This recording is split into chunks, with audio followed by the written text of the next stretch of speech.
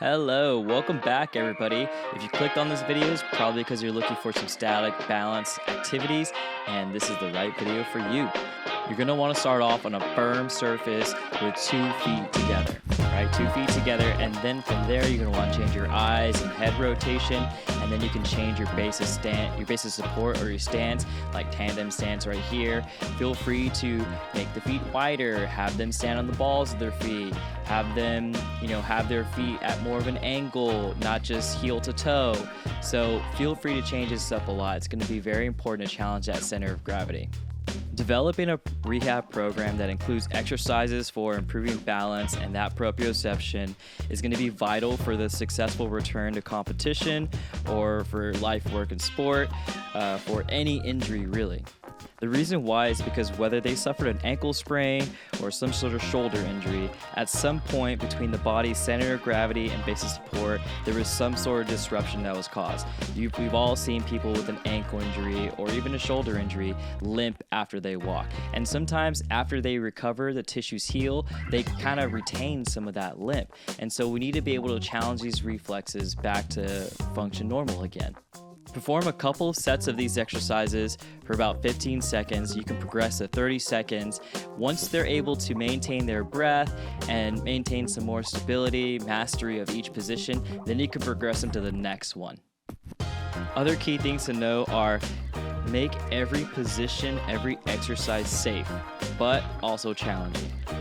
Also, it's very important to stress multiple planes of motion. You'll notice that she's starting to move in rotation in their upper extremity, meanwhile the lower extremity, her hips and pelvis, they maintain forward. And then she does the opposite in the next right here. She's going to be moving her lower extremity only, so she's disassociating the top from the bottom. You want to create as rich of a sensory environment as possible so that whatever the damaged tissues that were previously there, or if you're trying to prevent injury, you're trying to excite the central nervous system so that it can have quicker access to all these tissues. Eyes open, eyes closed, speeding it up, slowing it down, changing the head position, disassociating the upper and lower body, changes of your stance, changes of your base of support, adding a medicine ball like we just did right here, where you change up how forces are being distributed through the body. All of these are different variations that you can be adding to the various positions that you've seen in this video so far. Right now she's making big figure eights with this med ball.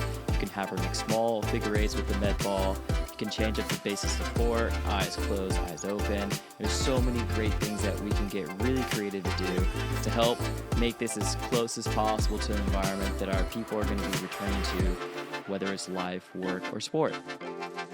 And like with all the other exercises that I've been posting on my YouTube channel, it's important to understand that we're working with the brain here. Yeah, there's some complex movements going on here. Maybe some of them look pretty cool.